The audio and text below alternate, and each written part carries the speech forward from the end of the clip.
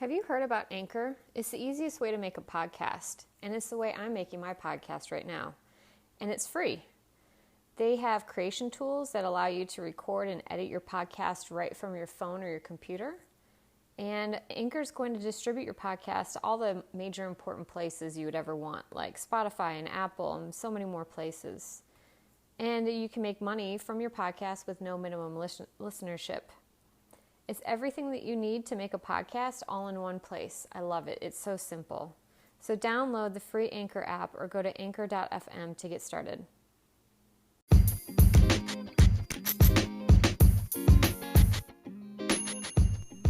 Hello, friends, and welcome to the Intuitive Psychologist podcast. I'm Lindsay Pandya, and I am a licensed clinical psychologist who's been in the mental health field for over 15 years. I am so grateful to be part of the mental health field, especially since in this day and age, mental health is really coming online as to how important it is to not only have it, but to have the conversations and normalize what many of us all go through. We all, from time to time, and sometimes for far too long, struggle with our mental health. The one piece, though, about mental health that I feel is missing so much is the conversation around spirituality and how important it can be to be tapped into the spiritual side of you to help with your mental health. Thankfully, I feel like in this current climate, people are having a spiritual awakening at an ever-increasing rate, which can be jarring and scary and confusing, and you may even think that you're losing your mind a bit. So my intention with this podcast is to bridge the gap between spirituality and mental health, and I want to bridge the gap through normalizing not only mental illness, mental health issues, but to also normalize typical spiritual awakening symptoms, give you some guidance as to how to manage a spiritual awakening. I bring on guests to help talk about different modalities to connect you in to your spiritual nature. And I want to do all of this with the intention to help you grow and to know that you are not alone and that there's help out there for you. So please join me on this journey through my own self-discovery with mental health problems, with challenging life events, and going through my spiritual awakening and continued spiritual growth. Join me and my friends as we have these interesting and sometimes very difficult conversations, not only about mental health, but also about a spiritual journey. So welcome, friends, and enjoy.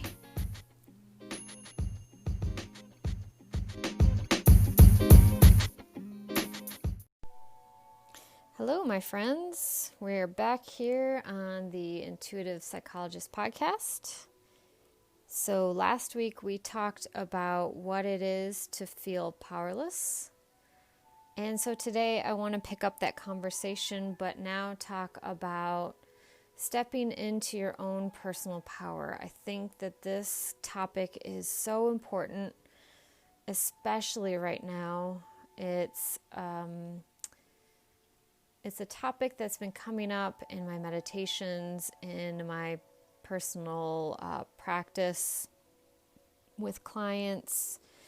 It is something that I've been seeing, especially with the elections. I think I may have talked about this before, in that it seems that the elections in the United States really led to so many people recently feeling powerless, if not just a culmination of years of feeling powerless, which may have expanded past the 4 years of Donald Trump's presidency. Who knows?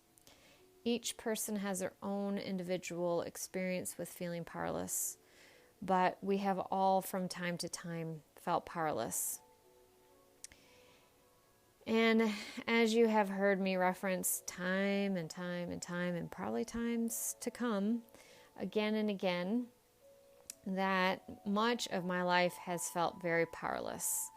In fact, the thought and feeling of power has been terrifying. So if you haven't heard last week's episode, I really encourage you to go back and listen to that episode that talks about feelings of powerlessness. I think that it ties in very beautifully with feeling powerful, oh beautiful ones. And to start today's topic off about stepping into your own personal power, I would love to talk a little bit about what personal power actually is. It's an internal state, one that only you can give to yourself. Nobody can truly give you power. They may give you like 3D versions of power where you are a leader of some sort. People may tell you that you are powerful, but the real unshakable power, the healthy version of power, is really found from within. Because we have seen numerous leaders be in a position of power, and yet they are believing so much that they are powerless that they then do the opposite and exert their will and power onto others. And so that's not true power. That is enforcing your will on someone else. It is not being a powerful, healthy, powerful being. So, a little exercise from last week's episode that I want to expand on is to describe what power has meant to you in your lifetime. How has it been helpful? Either how have you seen people be powerful? And how has power been harmful? Because you need to know both sides of the coin for yourself. In what ways have you felt like your power has been taken away? And in what ways have you seen others use their power in a negative way against you? So know this information. For me, power, these are some of the words that describe it for me. And maybe you need to pause right now if you don't want to get convoluted with my ideas of power, with your own ideas of power. But here are some of the things that kind of the healthy ways in which I've seen and felt power. Confidence. With confidence, I don't need anything from anyone. With confidence, I'm able to exude love. I know that nothing can be taken from me, that I create all within myself. Nothing can be removed, and that I have skills and qualities to give to people. Power is knowing. Can be a wisdom, that when you are wise or a knowing being, for me at least, I can take a bird's eye view of a situation and look in on a situation from all angles and make a healthy choice for myself and one with the consideration of how it will affect others. Believing in myself, believing in my capabilities, believing in my strengths, believing in others and their capabilities, piggybacking on the knowing. Also, it is powerful to know where my weaknesses are. I love telling my clients that there's two sides of everything when they come in. So let's say somebody comes in with anxiety And on one end, where it is harmful, it has gotten out of control. Their thoughts, they have ruminating thoughts where all they do is analyze the situation over and over and over and question and second guess and pontificate. And on the other end of the spectrum, where anxiety is useful for them, is when there's just enough level of anxiety that it actually creates a peak level of performance. There's this bell-shaped curve when it comes to anxiety, that not enough creates no motivation, too much creates, like I just described, like a really distressed state where you can't think properly. And then there's a sweet spot in the middle where just enough level of anxiety actually creates peak performance for somebody. So like going for a job interview, you've got anxiety, and if you have overall your anxiety under control, you can use that bit of anxiety to help you to think more clearly, to focus your attention very directly, to motivate you to maybe think about and practice several times over what you would say to possible questions that could be posed. So in that essence, there's this way to, and this is how I feel clients can harness their power, is to know, okay, well, what is my weakness? My weakness is I can overanalyze things to the death of me. I can create every possible scenario and every possible solution to every possible scenario, and I can map it all out and get no sleep and still be a fucked up piece of shit anyway, even though I have this all in my head. Or I can tame that beast, know how to ride it so that I just have enough anxiety to help me think of some of the worst case scenarios, come up with solutions for a couple of those worst case scenarios, and then let it go. That is where you can find power. So power is knowing where I am strong, knowing where I'm weak, and knowing in between. So a knowing really of yourself to the fullest degree. Because people can try to take your power by looking at your weaknesses and exploiting them. For instance, like I had mentioned on last week's podcast episode, where I was sexually harassed by a supervisor, he very clearly sniffed out my weakness, which was to be helpful, to feel smart, to be knowing, and he used that to my disadvantage. Now, I had that experience and later went to go work in a prison, and I knew that I was naive walking into that prison. I knew that I saw the best in everybody, believed in their best. Hell, I had had my divorce where I believed. I kept attaching myself to the husband I saw him to, that he could become. Not to the husband he was to me in that moment or in all of that time that we were together, but the idealized version of him, right? So I knew this about myself because I crashed and burned, did a lot of internal work, still went through relationship after relationship where I still wasn't quite getting it right, but getting it better. And I walked into this prison job knowing these people are this is what they've done. This is how they have survived their life. This is how they have navigated the world.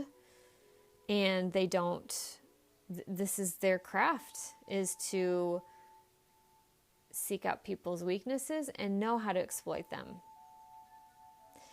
So I knew this.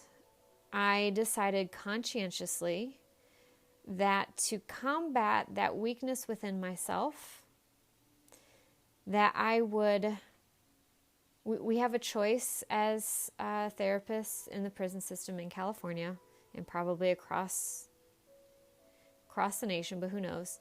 We have the opportunity to go look at somebody's criminal record. So we can look at their crime, the transcripts from the court proceedings where they were found guilty of the nature of their crime, how it was executed, all of the little details. And this is really good to get a full conceptualization of the mental health issues that are going on with your client.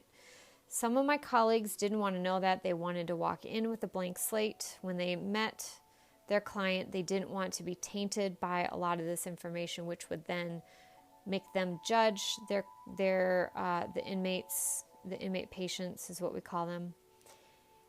For me, I knew that was actually going to be to my detriment, that if I didn't know what they were capable of and didn't have the full picture of everything that they've done, that I would just believe whatever they presented to me, which we all present the very best to each other, especially our therapists, especially a therapist in a prison. You know, they may think that there's something I can do to help them get out or something, right? There might be something that they think they can gain from putting their best foot forward. And I had enough confidence in myself that even though I might know the absolute worst about this person, literally the worst, that I could still provide good treatment. So I did the cost-benefit ratio, and for me, it made far more sense to look at their case file. Now, I may not do that on that very first time that we meet, and I may do it on the very first time that I meet. And that I played with a little bit throughout my career. But I almost always at some point early on looked at their case files because I knew that I could be easily manipulated. I knew that weakness in myself. And so by knowing the weakness of that within myself, I created that power within myself to go, okay, I know myself walking in what you all are going to see as well. You'll see it well before I do, had I not done the self-exploration. And I needed to know what I was capable of being exploited for. Because another thing about working in a prison is that there's this whole concept of an anatomy of a setup. And inmates will very clearly sniff you out from a mile away, be able to tell what your weakness is, exploit it, and not only exploit it for their purposes of, working with a therapist, but they also could exploit some are going to exploit it so that they can get contraband in, they can get sexual favors from that person. And trust me, when we were taught this, it was based off of real cases of real people doing these real infractions, right? We're not allowed to do these things, and like bring in cigarettes, bring in drugs, actually have sex with inmates. Just crazy shit. And they would show us the progression of how the tiniest of little ways that they try to manipulate you add up over time. And it gets bigger and bigger and bigger because the deeper you go in, and think about this as it relates to our political climate, the deeper that you go in to this wrongdoing, right? So if you give him too much paper, which they're only allowed 3 sheets of paper a day, and I know that sounds ridiculous, but there are nefarious things that the guys will do with paper, too much paper. You have to kind of be in the prison system for any of this to sort of make sense. So just roll with me for a moment. So let's say day 1, he asks for an extra sheet of paper and I give it to him. Not a big deal. I'm not going to get in trouble for that, right? It's a guideline because it's going to set you up for something bad in the end. Next time it's, hey, can I get a couple extra pens? They're not allowed to have pens, but that doesn't seem that big of a deal either, okay? And you know this. You know you're not supposed to be doing it. Then he asks for maybe some coffee, right? Something that they could buy in canteen. Again, doesn't seem like that big of a deal, and you're like, okay, fine, right? He's getting you in deeper and deeper into this. Next, maybe it's a cigarette. Then maybe it's a couple of cigarettes. Maybe it's bringing him in some money, right? I don't know. But it gets bigger and bigger and bigger because he's using a psychological trick here. The deeper you go into something you know that is wrong, the harder it is for you to pull yourself out. Now for him, he's going to threaten you and say, well, I have all the cigarettes you gave me. I have the extra paper that you gave me. I have the pen. That's your pen. That's now mine. I have all this evidence to say you have broken all these rules. So if you don't do this, I'm going to get you fired from your job. Now, what we are told in the prison system time and again is if you rat yourself out, the punishment will be way less than if an inmate rats you out and they're proven right. So they bank on you're going to just go, it's not like I'm too afraid to lose my job, lose my money, lose my pension, fuck up my family. They may threaten violence against your family. So now you get deeper in, deeper in, deeper in. And now it's not marijuana or weed that you're bringing in. No, now it's bring me in a weapon. Bring me in heroin. Bring me in meth. Bring me in all this extra stuff. Now sleep with me. Do whatever, right? The deeper that you go in with these groups, remember the political system here, the more he has taken away your belief in your own power. The reality is you still have all the power. You forgot you have the power. So he's exploited that. Good on him. Not good on you for believing him or believing anyone that tries to tell you you don't have the power. In every scenario in your life, you hold the power. Think of this, another prison analogy. And pardon me because I am awful with memory. I am awful with history. So I'm prefacing if these are big things that you're going to get highly offended or triggered by, that if I say the wrong person's name or reference the wrong what have you, that you're going to think that I'm horrible, then just put on your panties because it's probably going to go there. Think of somebody like Mandela, who was in prison for, I want to say, a decade or more. I want to say. Think of Viktor Frankl, who was, he wrote the book Man's Search for Meaning. He was a Holocaust survivor. Think of all of the stories that you have heard of somebody that has been wrongly imprisoned, rightfully imprisoned, Holocaust, anything where people are trapped and all of their power is removed. And think of those that come out with the stories of how the four walls may have been around them with a lock and guards, and yet they found their own freedom from within. That, my friends, is where the power is. It is within you. It is within how you view your situation and how you view your capabilities. So, the power is within us. It is always within us. And people can tell you or try to make you believe that you are powerless, but the truth is that you are not. You are not. So, other ways in which powerful is meaningful to me, or how it relates to me, is when I stand up for myself. And I come at this standing up for myself from a heart-centered space.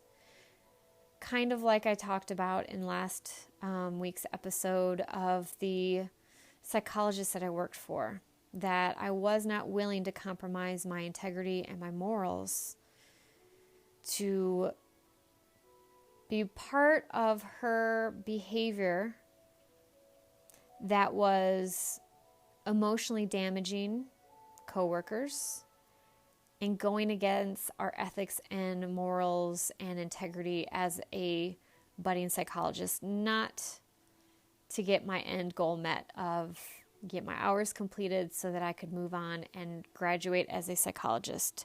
That was my power in that moment. And I'm not saying that that is everyone's choice and that mine is the only way to find power. That was how I found power within myself.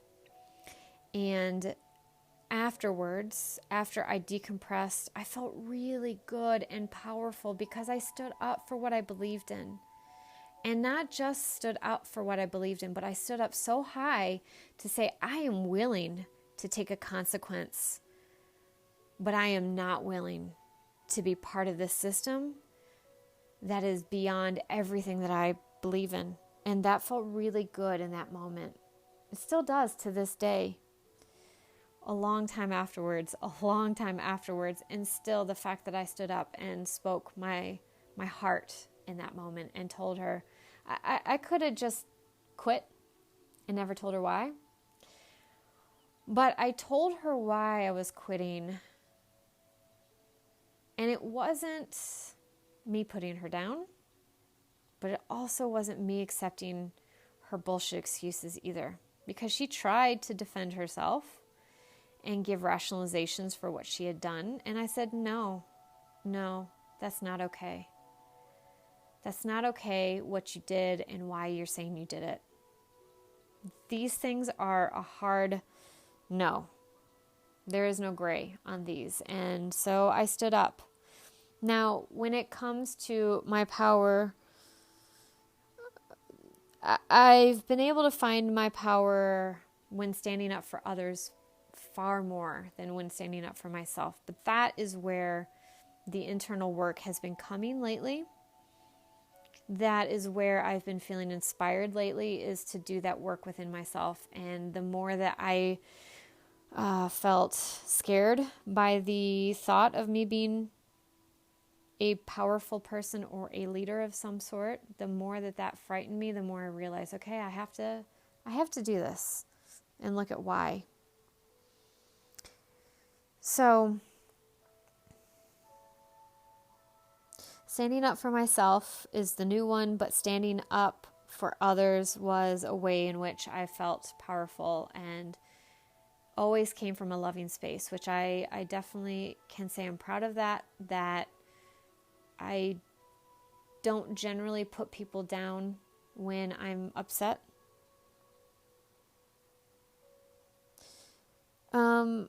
Another thing that's been sort of coming through lately, and I'm curious what you all think if you've been getting similar messages, but I've been feeling as if the lower three chakras, so the root, sacral, and solar plexus, the red, orange, and yellow, starting from the base of the spine all the way up to the bottom of the rib cage, those three chakras are the ones that are more grounded into the earth. Those three chakras for me have felt for a while now like they are weaker, not as connected, not as bright, not as powerful. And so I've been wanting to work more with those chakras to sort of get them all 7 of my chakras and then beyond, to get them all in alignment, all like strengthened and powerful. And I thought, well, maybe it's just because my upper chakras are easier to connect to because I'm Pisces and we're all up in our head anyway. And as I've been on my spiritual path for this period of time, obviously, if you're more spiritual, then you're more head in the clouds, head in the universe, connected deeper into that. And maybe that's true for many people that are on their spiritual path, that we can all easily say, yeah, I feel disconnected from my lower 3 chakras. So that may be a more spiritual person's plight and not in every person's plight, because I just don't think that everyone in this planet has the exact same problem. My guess is there are plenty of humans on this earth that are very strong in their lower 3 and less strong in maybe their upper 3 or upper 4, so heart, throat, third eye, and crown chakras and beyond. But that was a huge thing. And then my girlfriends that we do are spiritual. We have a weekly spiritual meeting where we teach each other stuff and talk about spiritual topics and really cool stuff. And they all said the exact same thing. So I was like, okay, well, maybe it's a spiritual person thing. And then I watched a channeled session on Gaia, and I can't remember where exactly it came from, but the channeled being actually said that we need to sort of pull our energy down. Many of us, even beyond just those that are deep into the spiritual piece. So to think about that and maybe tap in with your internal guidance or do a meditation or some automatic writing around tapping into your chakra system to see where are you blocked? Where do you need more assistance? Because our solar plexus, the yellow chakra right at the bottom of our rib cage, is the one that is usually associated with personal power or your sense of power. So tons of different theories and philosophies and practices around tapping into your chakras, your sense of power, all that stuff. So go with what makes the most sense to you, but to tap into your personal power, and how do you personally, if the thought of being a powerful being is frightening to you in any way, to then tap in to see how can I strengthen this. For me, what I've been envisioning lately is in my meditations, I have been going rooting down into the earth and then going up the chakra system. And so now I think with this new revelation, when I do guided meditations for the collective, I will actually be doing what I've been practicing for the last month or so, which is actually starting with opening up my crown chakra, allowing in the universal light, the golden white light, to come down in through the crown chakra, down through the third eye, throat, heart, swirl that all in, and then pull it in or envision like whatever I think is the visual representation of the blockage, so that it will be removed, so that the energy can actually flow down and give more energy into the lower three chakras. I bet that there are a lot of physical movements you can do or you can look into if you don't already do it, like yoga practice, Tai Chi. God, I could list off a whole bunch of things, and I'm thinking, are these even things that are fucking real? Anyway, look in and find what resonates with you the most into tapping into your power physically. So I like to do movements from the lower half, like stomping and rubbing my feet against the ground, like just different things that I like to do to help get that energy flowing at the bottom half of my chakras. I think too, you can also envision the fire light within your belly. I think this may be a Native American shamanic practice that I've picked up from my shaman. And so to envision that fire burning within the pit of your stomach to give you that sense of power, to start tapping into that.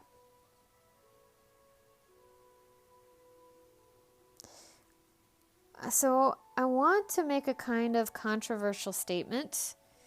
And I say controversial because I think if I had heard this, even 6 months ago, definitely a year to any other time in my life, I would have been like angered by this comment that I'm about to make.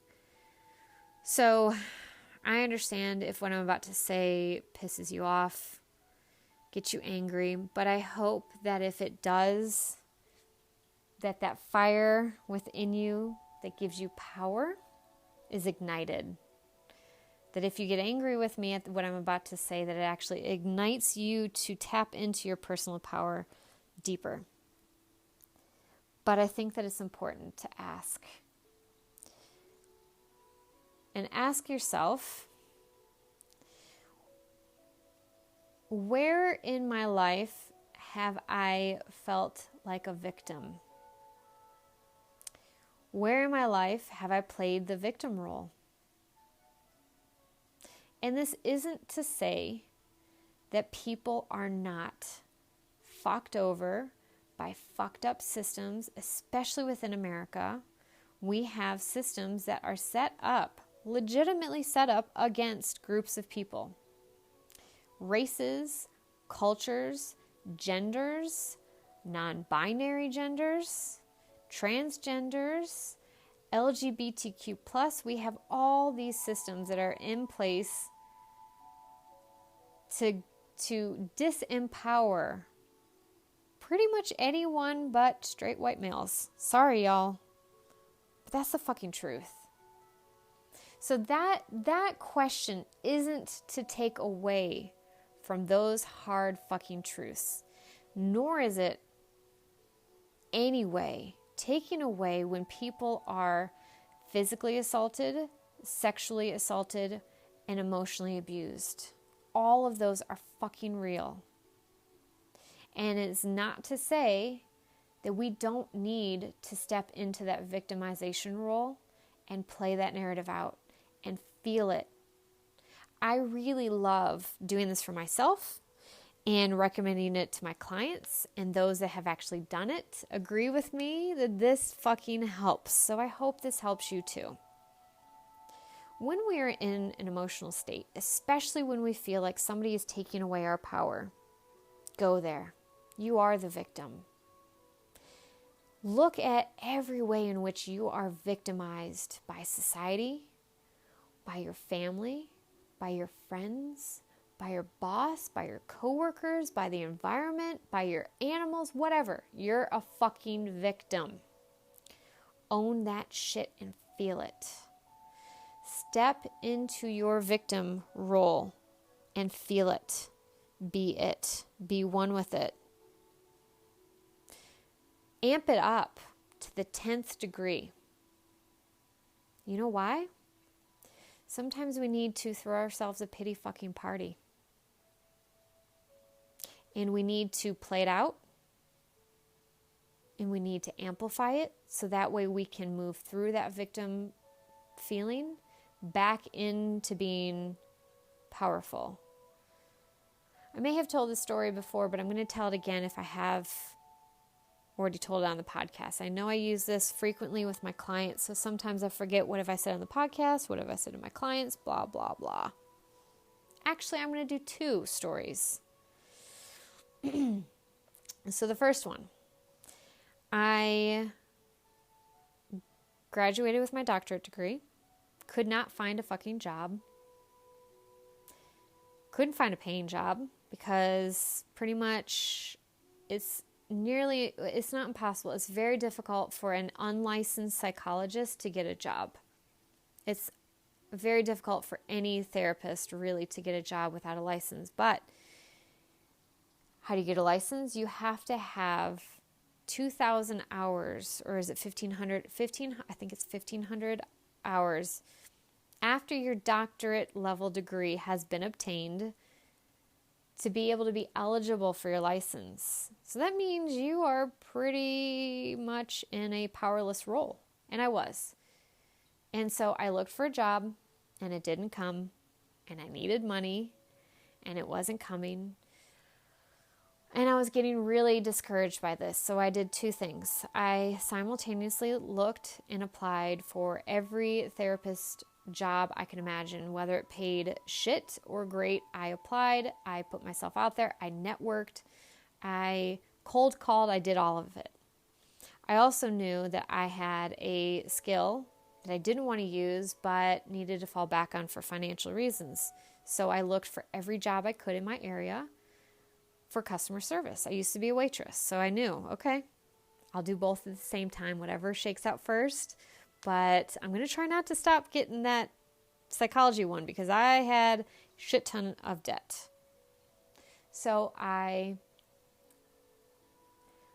ended up having to wait tables and stuff my ego to the side and say, well, this is one humbling ass moment. Here I am. I can call myself a doctor. I am Dr. Lindsay. And I have to go wait tables and start at the lowest totem pole, right? So I would get excited about making $40 in a day, working 3 or 4 hours and being treated like an absolute piece of shit. And I didn't tell my managers, I didn't tell my coworkers, nobody knew except for obviously my family and friends knew. I didn't want them to know because I was afraid A, that I wouldn't get the job, and B, that I couldn't I couldn't work my way up the ranks. So they just thought that I was in the middle of schooling and that was it. So I was getting yelled at about not putting bread on the table fast enough, even though I was like triple sat with like 3 other tables. So I had like 6 tables and 3 dropped at the same time. And I was doing the very best I could. And I would get yelled at by managers, make a little money, blah, blah, blah. So I finally got my very first job interview after, say, 6 months of searching. Went through 4 different, very difficult job interviews, and they loved me. At each step of the way, they loved me. They offered me the job, and I was ecstatic. Wasn't happy about the money, but I was ecstatic to finally have a job. They said, okay, it's going to take a little bit of time, but HR will reach out to you in the next week or 2 to start the process of getting you onboarded. I said, okay. 2 weeks pass, I hear nothing. 3 weeks pass, I hear nothing. Now I am periodically checking in, saying, hey, just wanted to check in, see how things are going. I haven't heard anything yet. Is there anything you need me to do to help the process along? A month passes, and I'm like, what the fuck, man? I'm out of the grocery store, and I get a call, and it's from the HR department, and they tell me, I'm sorry, Lindsay, but we messed up. We should have never offered you that job. You weren't qualified. We were actually only allowed to hire somebody with a license already. And I was like, well, I told you I didn't have a license. I know, we're very sorry, but that's all we can do. I was pissed. She had no fucks to give. There's really no legitimate apology. She was just like, these are the facts. Sorry, bye. Now, mind you, this is 6 months of searching, and that was my only hit in 6 months. And I'm waiting tables, and I'm like, I have to be done soon, right? I have to be done soon. I go home, and I'm pissed. And I tell my future husband what had happened, and he's trying to be supportive. What do you need? How can I help? Let's do this. And I just went into the bedroom, and I yelled out a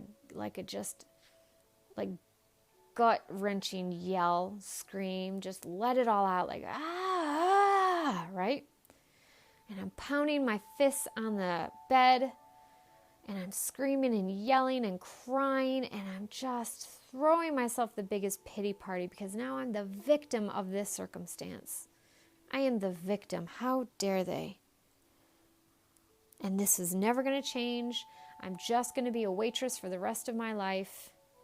No matter how hard I was, how much sacrifices I made to get my doctorate, and went after my dream and moved across the country to pursue my dream, and here I am, and now it's all falling apart. I literally went to the worst case scenario. I will be a waitress for the rest of my life. For the rest of the day, I just said to him, I was like, I just can't today. I'm just done for the day. I'm not going to be in a good mood. I'm sorry, but I'm just fucking pissed and I'm hurt. And his poor heart was like, I don't know how to fix her. And it's like, you can't fucking fix me, right? Because he couldn't. And so I went to bed that night, still depressed and angry about the whole situation. And I was the victim. And I went to sleep. And I woke up the next morning, and I put my big girl britches back on, and I kept at it. And I was like, yeah, okay, I'm ready to keep going. And that moment reminded me how important it is to play it out. Feel the feelings. Feel them more intense than what you're feeling right now, and feel them as if the worst case scenario was true. Because if you can do that, and you can hold that feeling, and you can grieve it and express it and work through it, it's going to come out quicker and you're going to feel back in power. And I did. The next morning, I felt like I had my power back. And I was like, okay, I don't know how long this is going to take, but I'm not fucking giving up on my dream just because one shitty ass job that was going to pay me garbage. And I'm talking garbage. Garbage. Oh my God, it was crap pay. So it was a blessing. And later on, I heard that that place was a horrible place to work. So I truly dodged a bullet. And it wasn't in the cards for me. That wasn't the job I was supposed to have, but that experience was the one I was supposed to have. So I went back to waiting tables for another 3 or so months. And I eventually applied to the prison system and I got it. And it was a very easy but long process. But I had like 2 job offers. So that was the path I was supposed to go down. And I was fighting going to work at a prison for the right reason because I was like, well, what change can I really make? The officers just hate mental health, blah, blah, blah. Anyway, but it was the experience that I needed to have. I needed to have the experience of being denied that job, feeling those feelings so that I could use that as a roadmap for everything else that I was going to experience after that. And I used it as a roadmap for my clients as well. And those, like I said, that have tried it agree. Wow, I got through it really fast. Yeah, you did because you felt it. And yes, it was intense. But guess what? You survived. And you'll remember, you will always fucking survive. They're just emotions. They're just emotions. So I'm going to take a quick break, come back, tell the second story, and tap into helping you all to tap into your own power. See you soon. And welcome back. So, the second story that I wanted to share that kind of helps bring to life these concepts a bit is I was like 19 years old. I want to say this was after my father had taken his life or before, right around. I don't know. Anyway, or was it? It doesn't matter. It was between 18 and 19.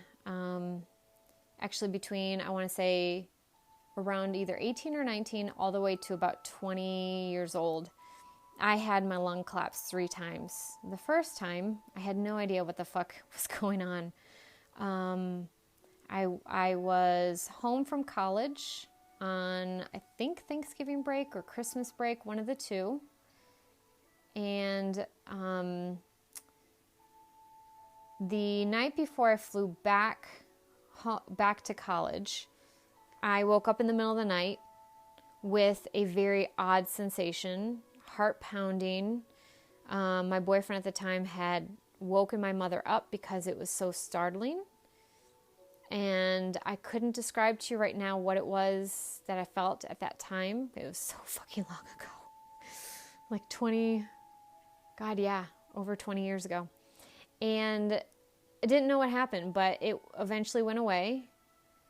And the next morning, I woke up and I had a cough and I had a cold, what I thought was a cold. So I took cold medicine and I had to fly back to college.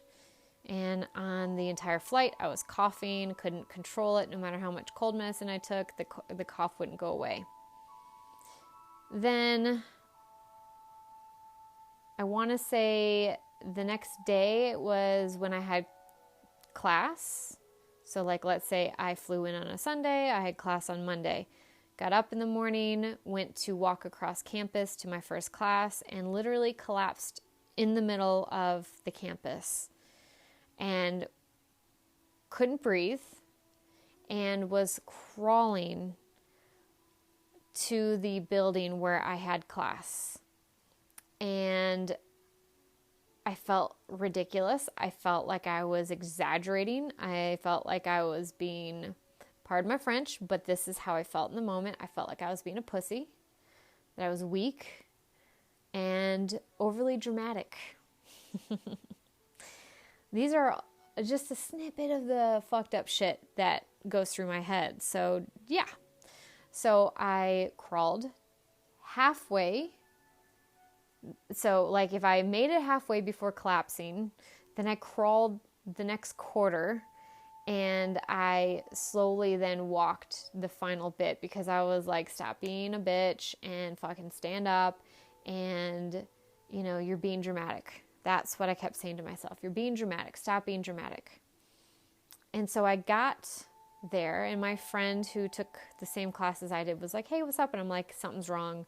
Please call my mom because I need to know if I need to go to the doctors or not, right? I couldn't make my own fucking decision. I thought that I was being so overly dramatic that I was making it all up. So we got my mom on the phone, and she's like, yes, please go to the doctor. And I was like, okay. So my friend drove me to my doctors, who couldn't see me at that time because it probably was like their day off of the week. So I saw a different doctor, and I was sitting in the chair for a good 45 minutes to an hour waiting to be seen. And eventually I felt better before I got called in. And so then they asked, what are your sensations? What happened? And I said, pain in my back. I couldn't breathe. I was like crawling. I feel a little bit better now. I've been coughing, or I've got a cold or something like that. I don't know. Listened to my lungs, said, oh, you probably just pulled a muscle. Here are some muscle relaxers, and sent me home. So for the next 9 days, because it was a full 10 days from when this started to when it ended, and I went back to my doctors, I was feeling out of breath. My back hurt. There was a pain in my back that wouldn't go away for the most part. I mean, it would come and go. And I coughed continuously all the time. I was slow. Took me a long time, much longer to get to places than what I thought or what I had been able to before. And so finally, after 10 days, I decided to go back to my personal doctor. I actually made an appointment this time. Saw my personal doctor and said, hey, I don't think these muscle relaxers are working. It doesn't seem to be getting any better. So I told him what had happened, start to finish, where I'm at. He listens to my lungs. He says, hey, let's just do an x-ray, just, to rule things out. And so I go in, get my x-ray done. And I actually see my x-ray pop up. Now I thought, oh, was I still wearing my underwire bra? Because it looked like, that for ladies, when your underwire actually pops out of your bra and you see that little metal strip just go right in the shape of your boob. That's what I saw on one side. The other side just looked, I don't know, I guess normal. And the other side looked dark, and then this line. Didn't think anything of it. Go back into the waiting or the examination room. My doctor comes in looking absolutely perplexed. He's like, hold on, let me listen to your lungs again. I go, okay. He listens. He's like, now tell me, when did this start again? And I'm like, oh, last Sunday. So not this Sunday, last Sunday. Okay, so like 10 days ago. I'm like, okay.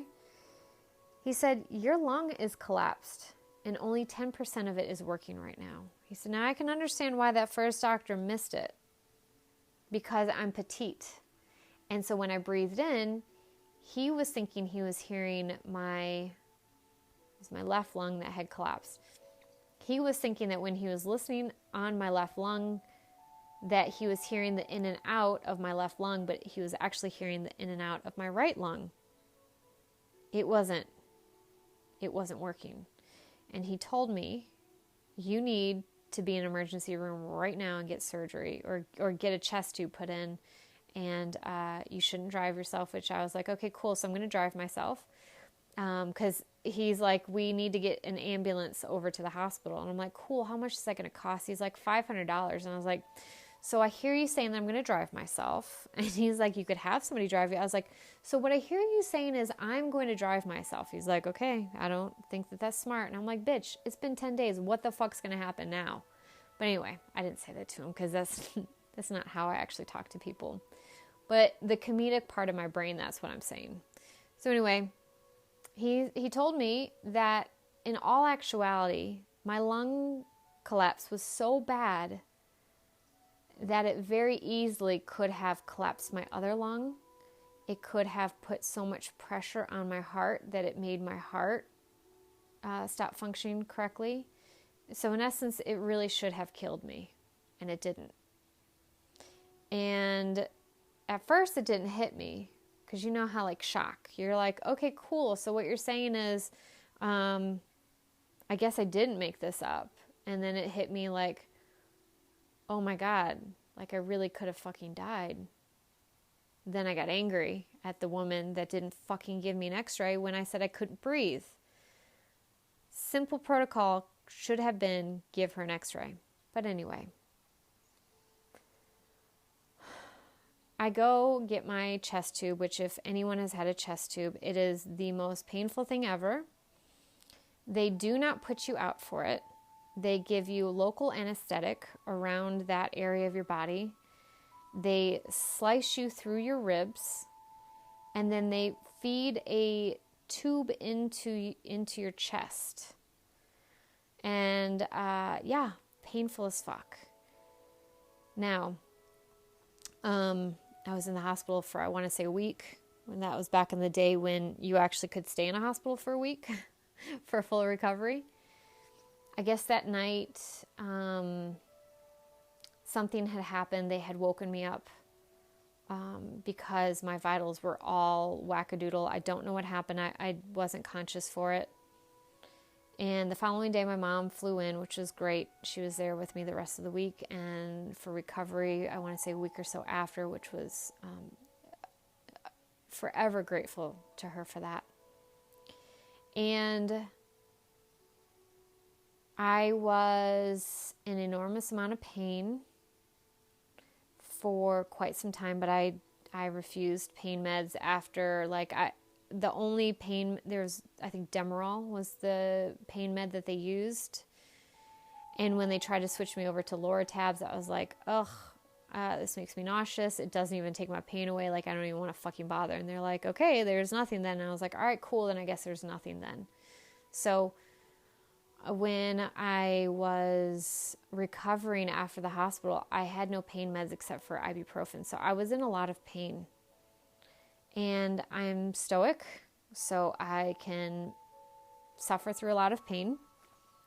And I guess, obviously, get through more pain and think that I'm just being a wuss when really I was actually dealing with something pretty major. And then over the next year and a half, I want to say, my lung collapses 2 more times. But the crazy thing is that both of these times that it collapsed, I actually felt the pre-collapse. So I felt something happen. Both times I went to the emergency room and said, I believe that my lung is collapsing. And they gave me an x-ray and said, you look fine. However, we will admit you overnight. They admitted me both times overnight, and by the next morning, my lung had collapsed. In that essence, I had my power because the medical field was telling me, no, you're fine. And I said, no, I'm not. And luckily at that time and with that medical group, they did the right thing by admitting me. Now, I don't think that would happen this day, even with the good insurance that I have now. I don't think that they would admit me because now I'm told, well, your lung can collapse and that's fine, but it needs to collapse to a certain degree before it's something that we are going to hospitalize you for. What kind of fucked up shit is that? We're about to get to that story, so don't worry, folks. So in that sense, I was powerful because I listened to my body, and it was very subtle. And I listened to it and I acted on it. And thank God that they were like, okay, yeah, cool. Because I think if I was sent home, I may have been like, oh, I guess I'm full of shit again and I'm just being weak and what have you.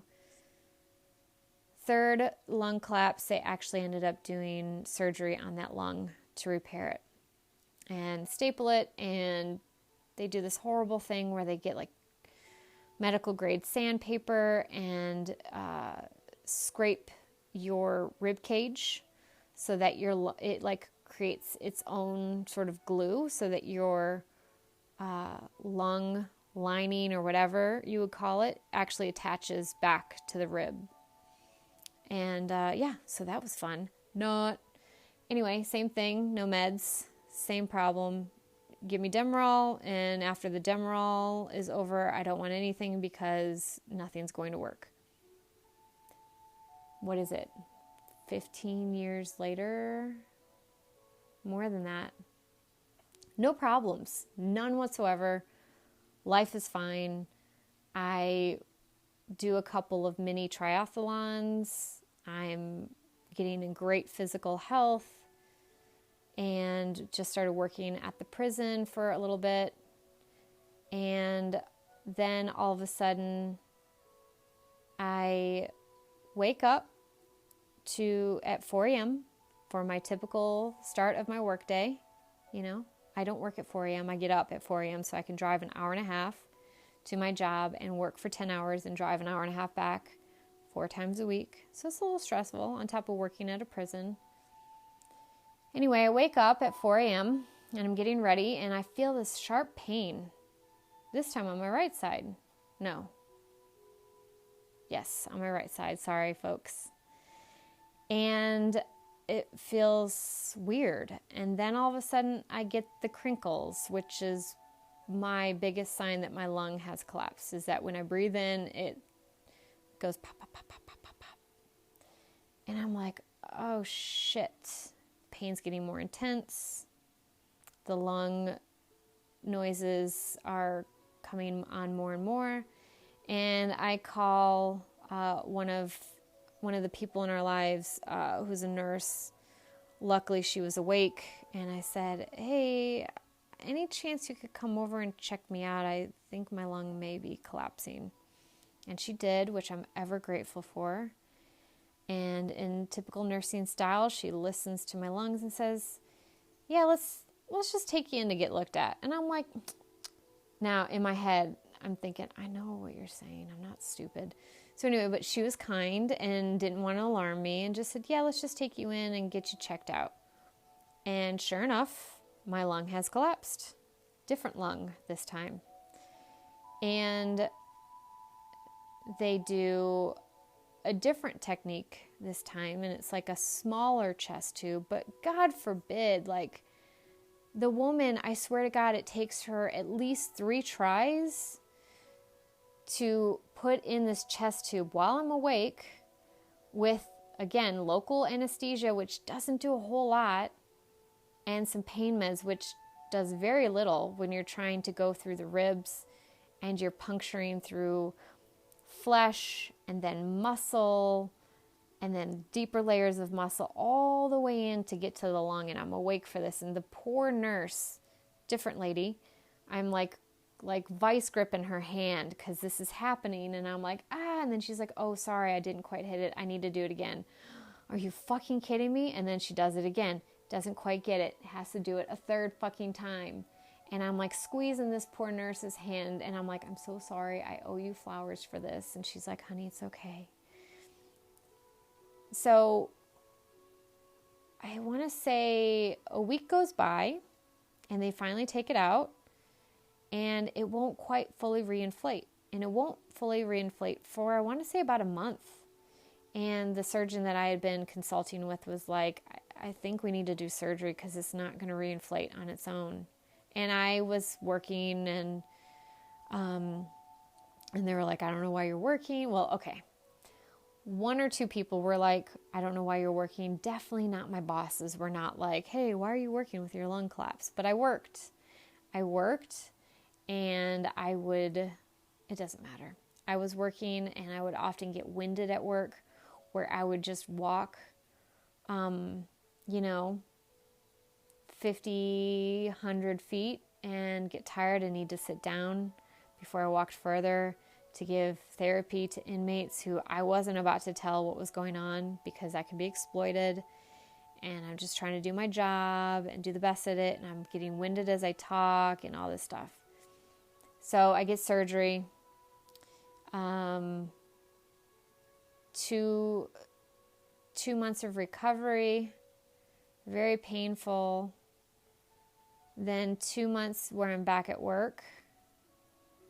And then I wake up in the middle of the night and my other lung now has that intense pain. And I know it's happened again. So now this is the 5th time that my lungs have collapsed. And this time it's the lung that had originally collapsed 3 times, that had surgery and a staple. And now my lung has collapsed again.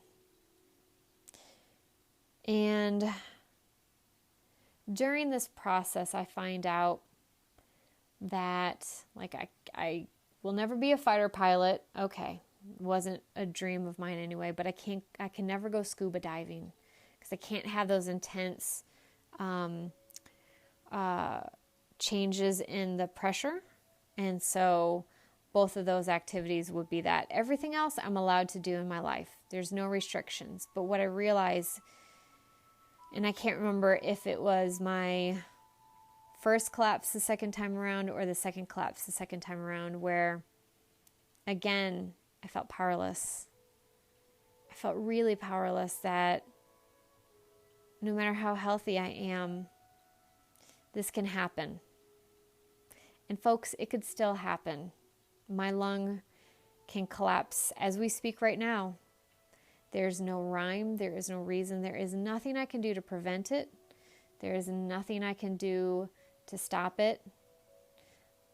My only power is in knowing my physical signs of when it happens and knowing what to do. So I know what my body feels like when my lung collapses. And I know that the only option I have is to go to the emergency room to get it treated. If my lung collapses again, I don't know that there will be a better treatment other than a chest tube, which is the most painful thing ever,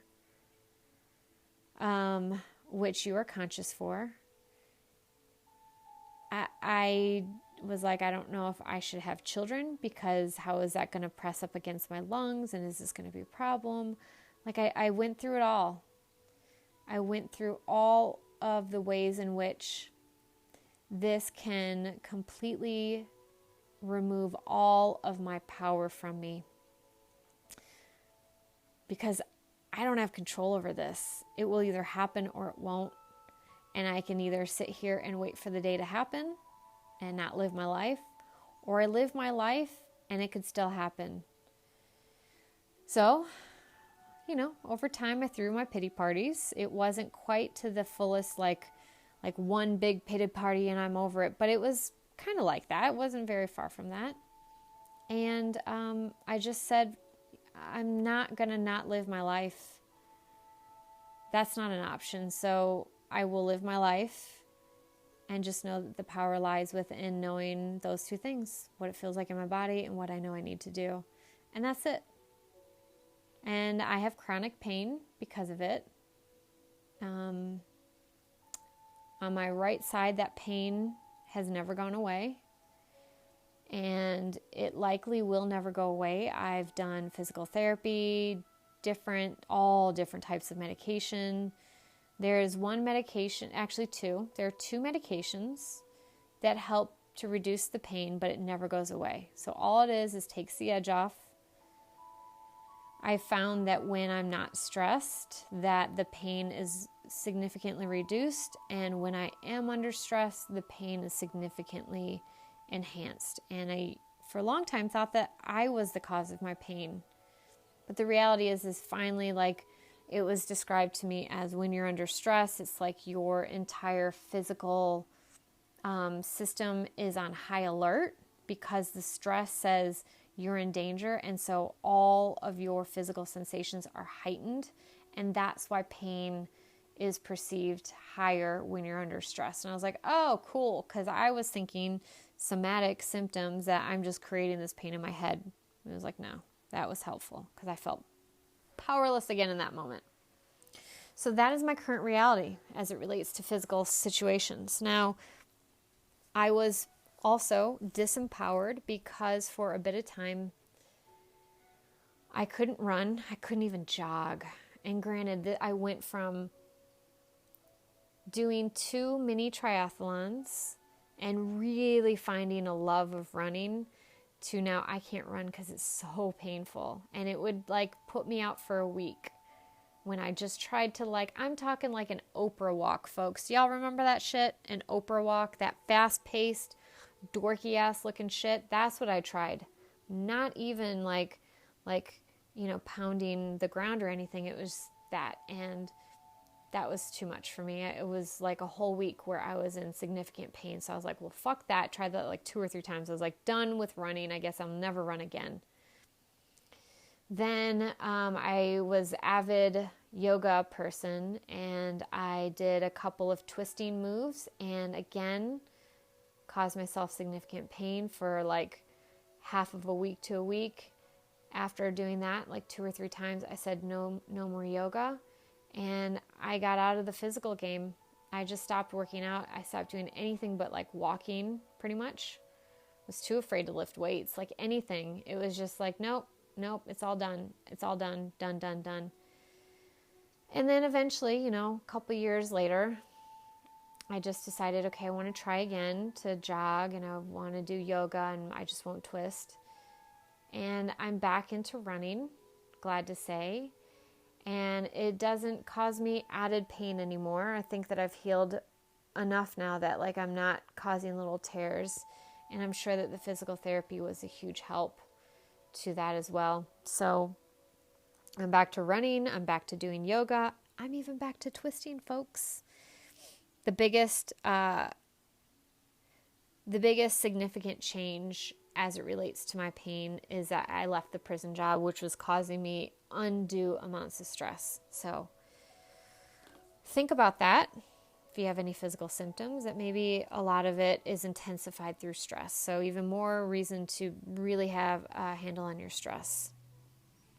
So that is that story. Now, getting back to that victimization, and I'm so sorry, but it's really these stories I want to highlight that I can look at that and say, I am a victim of my lung collapses. I'm a victim of that awful place, giving me 4 interviews, giving my hopes up, and then like fucking ghosting me for a month. I'm a victim of the circumstance that it took me, I want to say 9 or 10 months for me to actually, I think it was almost a year from graduation date to hire date, start date for the prison to actually have a fucking job in my field. I could look at all of that as a victim. But the way in which I actually shifted my perspective, which is the biggest piece of power we hold with every fucking thing in this world, is how you perceive it. When it came to my lung collapses, that first lung collapse, I was like, well, shit, I have to be off of work for 2 months to recover. And I can either be a victim to this very painful experience that may change my life forever, or I can see this as an opportunity. And so I said, fuck it, this is an opportunity.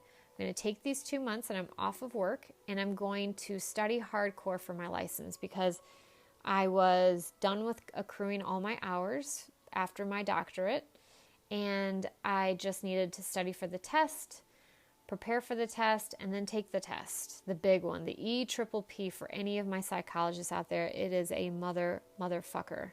It's not just a motherfucker, y'all. It's a motherfucker. Anyway, then when my lung collapsed the second time, I was like, okay, I guess more study time. And guess what? I posted this on my Facebook afterwards when I passed the exam on the very first try, which more than half of those of us that try to take the EPPP, more than half, I want to say, I'll just say more than half because I don't know the numbers and I don't want to sound egotistical or downplay it. So more than half of those of us that try to take the EPPP, the very first licensing exam, do not pass on the first try. And I wasn't getting good scores on the practice tests. I was getting okay scores, like average, because that's just how I do on tests. I'm just average. I always thought that I was just average, but I'm not just average. I'm just average at taking tests. Anyway, I posted on Facebook, thank you to Lefty and to Righty for collapsing, because had you not collapsed, I would not have passed my test on the first try.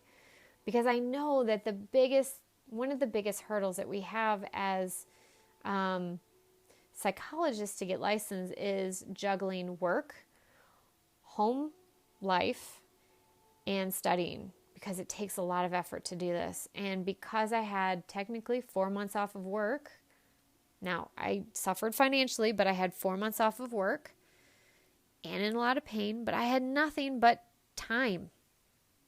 There's only so much Netflix I could watch. And I was like, no, I'm going to use this to my advantage. So I turned my lemons into lemonade, threw some vodka in that bitch, and popped it back. And man, I fucking passed the EPPP on the first go. Oh! So the whole point is perspective. So think about all those moments in your life and all the moments currently that you feel like you are a victim. And how can you shift your perspective so that you regain your power back?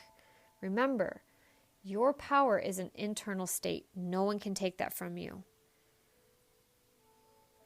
So, how do you tap into your internal state of power? How do you get to it? Act as if it's already real. Act as if you already are powerful. What would that feel like? Act as if it's real. I want you all to remember that. Act as if it's real. Because this goes back to my manifestation episode, and for anyone that you've listened to that have talked about manifestation, one of the key features of being able to actually manifest what you want is to believe it and to feel it. Okay, so it's not enough to just say, I am powerful. Feel powerful and act powerful. Act as if it is already so. If it's hard for you to act as if you already are powerful, because you can ask yourself, if I felt powerful in this moment, what would I do? What would I say? What would my response be? If that is hard for you to envision for yourself, which I totally understand, for many of us it is, who in your personal life or in social media, on TV or what have you, who do you see that embodies power? Think of that. Who is somebody that you would say is powerful in your world that's a healthy power? So like for many people, Lizzo is a great example of her embodiment of power and confidence and sexuality and beauty. For me, one person I think of is either Michelle Obama, who is an actual tangible real life person. Beyonce is another real life tangible person. And Wonder Woman.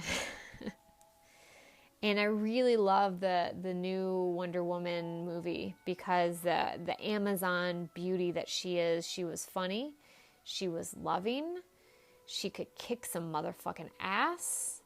She was all of it. And she has this beautiful stance, which actually is a power stance. So if you need to know how to feel powerful, do the Wonder Woman stance where you have your legs apart and you have your fists on your hips and you push out your chest just a little bit. And that's actually a power stance. So that physically standing in that position helps to activate your internal state of power. So try it. So when I would go into the prison, when I was really in my most, right at the end of being there, I was being harassed by my bosses. The entire political climate there was there has to be like a nuclear level of toxicity. It was just awful. When it was absolutely at the worst and I was absolutely at my wit's end, I would, so you come in, you park in, and then you go through like the pedestrian gate. So there's a guard that will check your bags, check your outfit to make sure that it's prison approved. Then you walk up to one gate. You have to wait for them to open it up. Then you walk into the middle gate. They have to close it behind you and open up the new one. And you could many times pull off the Wonder Woman stance while standing in the middle, waiting for all these gates to open up for you to get to the next phase where you could walk to your office. And I would do that to try to be like, okay, I've shielded up. I've got my crystals in my bra and in my pockets, and I've done everything I can to sort of embody strength and power, and then I would stand in my Wonder Woman pose. But I would also embody a witch, because I felt like a witch was really powerful. She had magic spells. She had all of this confidence within her and these abilities. And so I would sometimes switch between envisioning like a witch's hat on my head, and I would just pretend like in my mind's eye to like just tip it like a cocky son of a bitch and be like, what you gonna do? You gonna come fuck with this witch? Fuck off. Or I would like envision my Wonder Woman pose or stand in my Wonder Woman pose. And I would just envision all of these things that to me meant power, right? And so the Michelle Obama and the Beyonce, they're like that strength and beauty with their words. And so I would sometimes envision like, okay, what would Michelle Obama say in this moment where she could hit you with a zinger and still be loving and kind, right? And so I would do that. Those would be the questions I would ask myself to help me get through really tough times when I myself as Lindsay did not feel powerful. So think of this person or these people and actually describe and write down all of their traits that make up their internal power. What actions do they take that show their personal power? How do they exude personal power? What do they look like? What are their postures, their facial expressions? What kind of clothing do they wear? What jewelry do they wear? And maybe you look at all these features of these people, and it doesn't mean you need to go in dressed up like Wonder Woman, or you don't need to go in and wear witches' costumes or anything like that. You can take one staple piece that represents this embodiment. You could wear it. You could have a picture with you that you can pull out and look at. You can think of how powerful women or powerful men do their hair. Is that something that excites you? Like sometimes I get into my like Viking Lagertha Lothbrok, I think that's her last name, Ragnar's wife. She is another like hot, powerful woman. And sometimes, I just do up a little braid in my hair and be like, all right, Lagertha, we're going to go fucking kick some ass today. And do my Lagertha braid, or think of her, and how sexy she is and like all these things. So you can think of that, right? Think of them in the moments when you feel powerless to channel their energy in through you. And really, when you think and envision these senses of power within this person or these people, they're actually your roadmap to what makes you powerful. So, when in your life have you felt powerful? What did you do or say? Is there anything you were wearing? Anything that makes you, is there anything that when you wear it, it makes you feel powerful, right? Maybe there is a beautiful bracelet or a pair of boots that just make you feel like you're going to go kick some ass, right? If you know you're about to go into a scenario that you may feel powerless, girl, strap on them boots. Hook it up. Get those heels. Whatever it takes. If it's a hot, bright red lipstick and you feel like a badass bitch, put on that red lipstick. Men out there, sometimes, and that's why I'm talking a little bit more to women right now, and I'm talking about feminine power, femininity. We have been cultured for some of us to not feel powerful. And for men, not all masculine energy, have been cultured to exert your power. So you may not struggle with feeling powerful. Maybe you struggle with exerting too much power and you need to calm your ass down. So for those that feel like feeling powerful, you got that, and sometimes maybe you got it too much, do the opposite of everything I've said. Think of those people in your life that exhibit a beautiful, healthy sense of power where they're powerful, but they don't overpower. And same thing, right? Is there something that you can wear or do or say? Is there an activity to do to calm you down so that you know your power's from within and you don't have to take from others or put forth your will on others?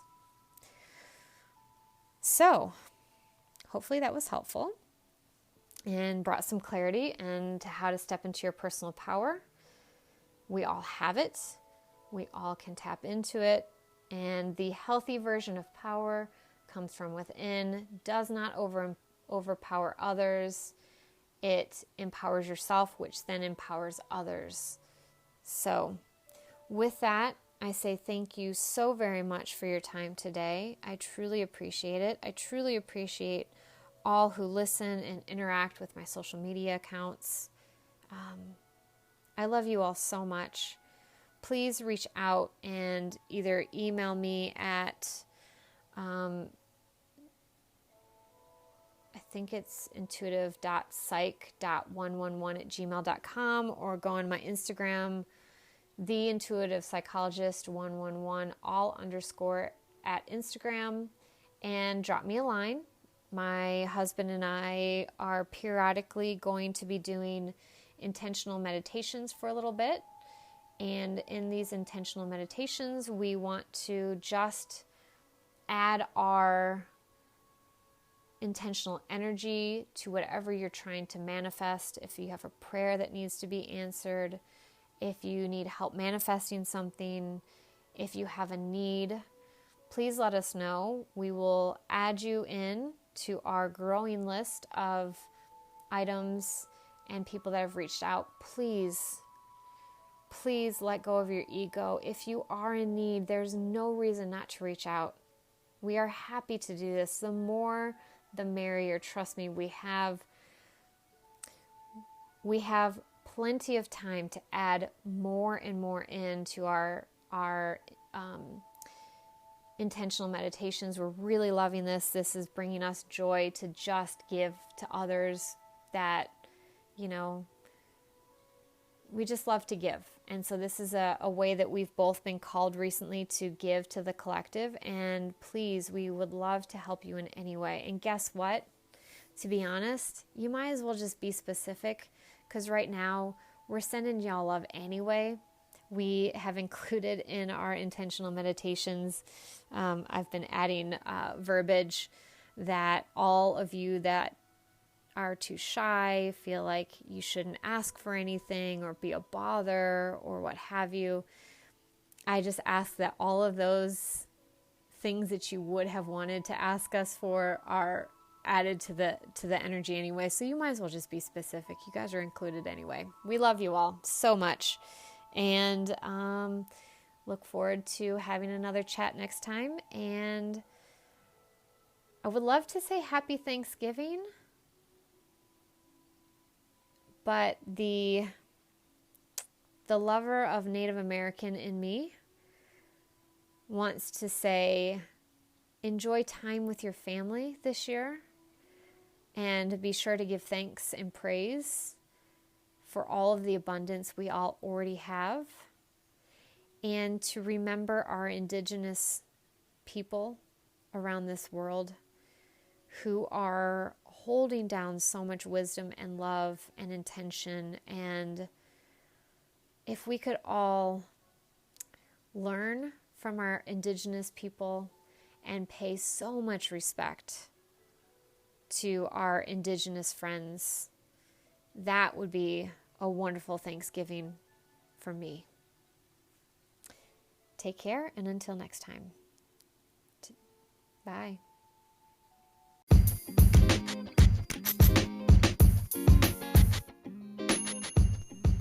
Thank you all so much for listening to this podcast. It really means the world to me. And if you find this information and content useful, please go rate and review the podcast and share it with anyone that you think might also benefit from this content. On Instagram, my handle is the Intuitive Psychologist 111, all underscore. And on there you will see I've got inspirational messages to share. And on Wednesdays at 1:30 Pacific Standard Time, I will go on and either do a live guided meditation or present a specific topic ahead of time. You can submit your questions and I will answer them live along with any questions that you have on the live chat. So that's been a really fun place to get a lot of interaction from my listeners and followers. If you've got any questions, comments, concerns, topic ideas, guests you'd like to return, please feel free to email me. My email is intuitive.psych.111@gmail.com. So that is intuitive.psych, which is spelled psych.111@gmail.com. If you're looking to work with me and you would like to have some assistance during the early stages of a spiritual awakening or any sort of early stages of coming into your spirituality, please feel free to look at my website. My website is intuitivepsych.com, intuitivepsych.com, and you can book a free 30-minute consultation to let me know what you're looking for and make sure that I am the best person to help you out. If you're in California and you're looking for spiritual therapy, feel free to also email me at the same email, intuitive.psych.111@gmail.com. And again, you will get a free 30-minute consultation to see if your mental health needs and my services are a good fit. So, again, thank you all so much for your support, your interactions, and just moving the conversation forward and continuing to give back in any way that you can. Not just for me, but just for everybody out there. Don't forget, folks, you are the light.